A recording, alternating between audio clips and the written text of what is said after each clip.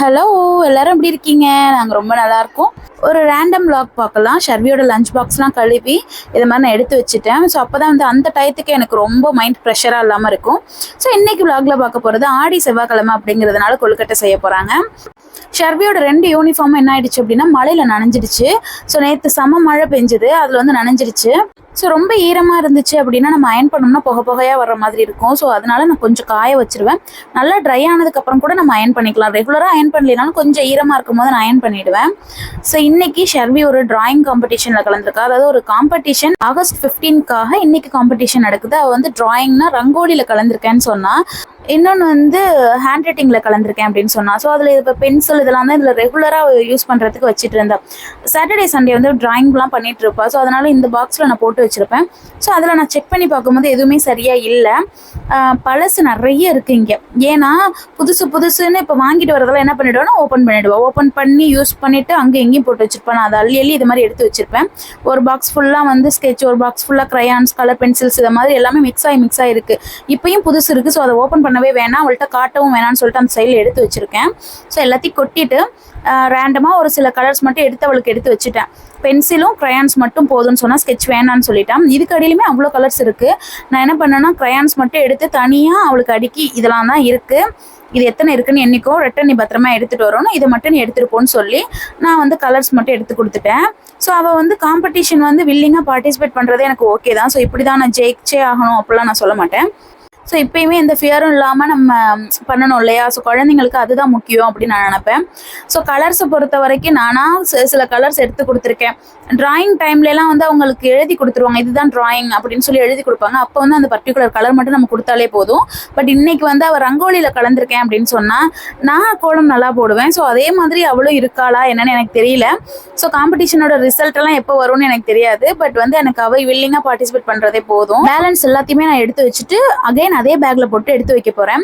So இதை இவள்கிட்ட சொல்லவே இல்லை. அவள் வந்து தூங்கும் போதே இந்த வேலையை நான் பண்ணிட்டேன். இவ்வளோ கலர்ஸ் இருக்குன்னு தெரிஞ்சா அடுத்து என்ன பண்ணுவேன் அப்படின்னா, அந்த சாட்டர்டே சண்டே லீவ் வருது பாருங்க, அகைன் கலர்ஸ் இருக்குல்ல எடுத்து கொடுங்கன்னு ஒரு மாதிரி ப்ரெஷர் கொடுக்க ஆரம்பிச்சிருவா.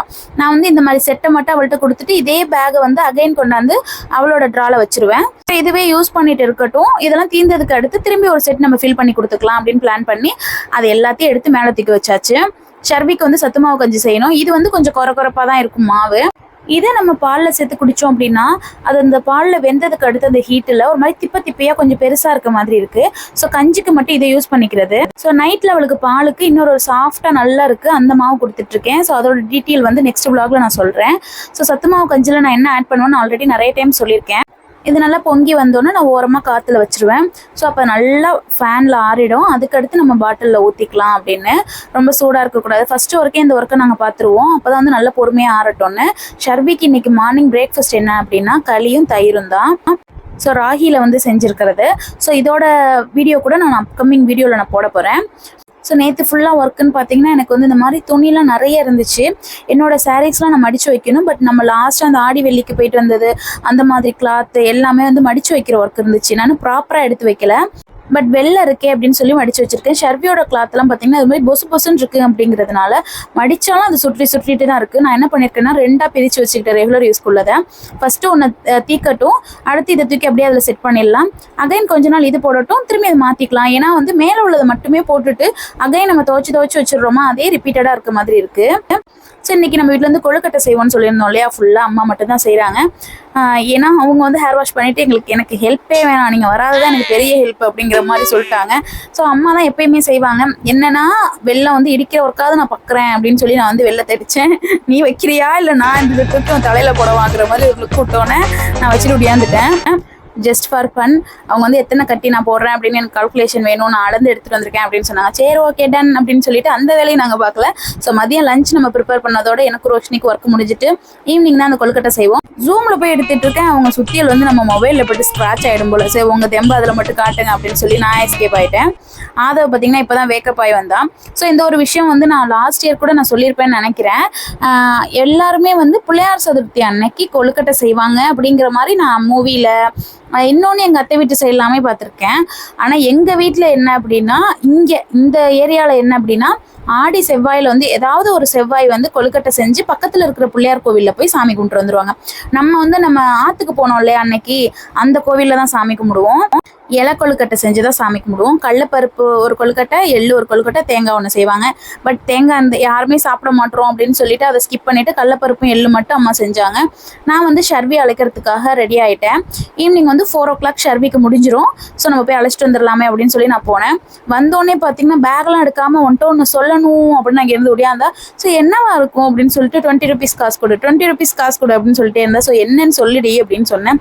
நான் வந்து மலையாளம், ஹிந்தி எல்லாம் கற்றுக்க போகிறேன், எனக்கு ஒரு புக் இருக்குது கொடுன்னு சொல்லிட்டு இருந்தா. ஸோ வந்து பார்த்தேன் அப்படின்னா 20 rupees வந்து என்னதுக்கு இது அப்படின்னு எனக்கு தெரியல. மேஜிக் புக்கா, எதுக்கு இது அப்படின்னு. அப்புறம் தமிழ் மலையாளம் என்னென்னமோ சொன்னேன் அப்படின்னு. அது எல்லாமே இந்த லாங்குவேஜில் வந்து உள்ளே எழுதியிருக்கு அப்படின்னா. உனக்கு ஹிந்தி மலையாளம்லாம் தெரியுமா அப்படின்னு கேட்டேன். தெரியாது அப்படின்னா. அப்புறம் ஏன்டி வாங்கினேன் அப்படின்னு.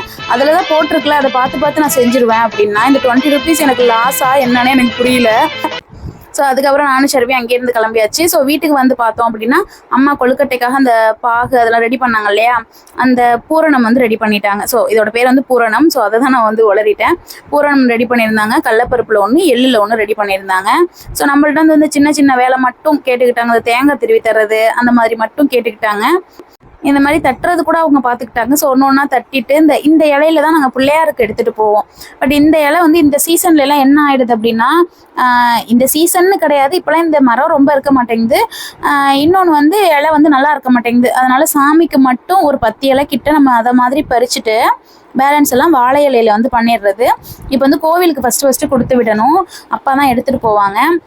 கோவிலுக்கு வந்து எல்லாருமே போவாங்களான்னு கேட்டால் எனக்கு தெரியல. பட் இங்கே வந்து எனக்கு தாத்தா அதுக்கு முன்னாலேருந்து இந்த பழக்கம் இருக்குது அப்படிங்கிறதுனால நாங்கள் அப்படியே கண்டினியூ பண்ணிகிட்ருக்கோம்.